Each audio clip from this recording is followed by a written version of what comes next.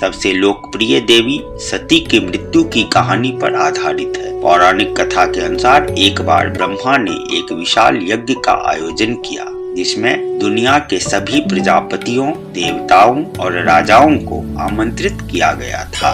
यज्ञ में भाग लेने के लिए शिव और सती को भी बुलाया गया। वे सभी यज्ञ में आए और यज्ञ स्थल पर बैठ गए।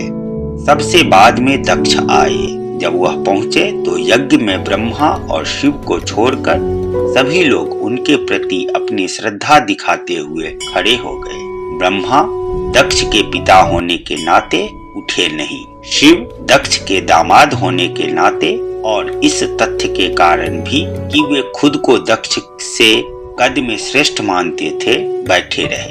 दक्ष ने शिव के इशारे को गलत समझा और इस कृत्य को अपना अपमान समझा। दक्ष ने अपमान का बदला इसी प्रकार लेने की प्रतिज्ञा की।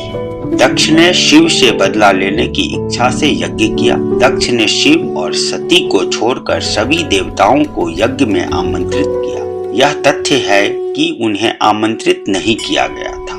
सती की यज्ञ में शामिल होने की इच्छा पर कोई असर नहीं पड़ा।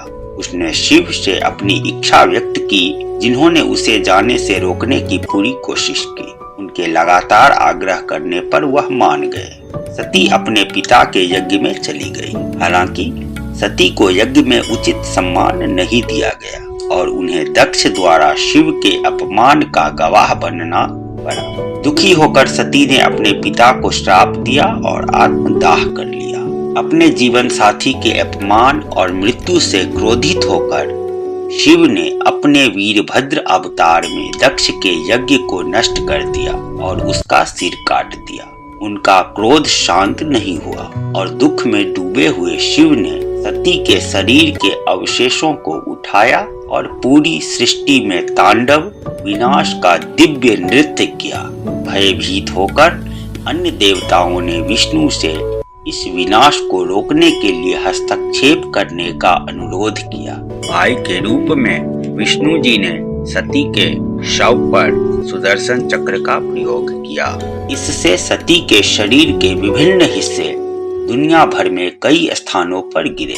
पृथ्वी पर प्रत्येक स्थान जहां सती मां के शरीर के अंग गिरे हुए थे, उन्हें शक्तिपीठ के रूप में माना जाता है और उन्हें महान आध्यात्मिक महत्व के स्थान भी माना जाता है।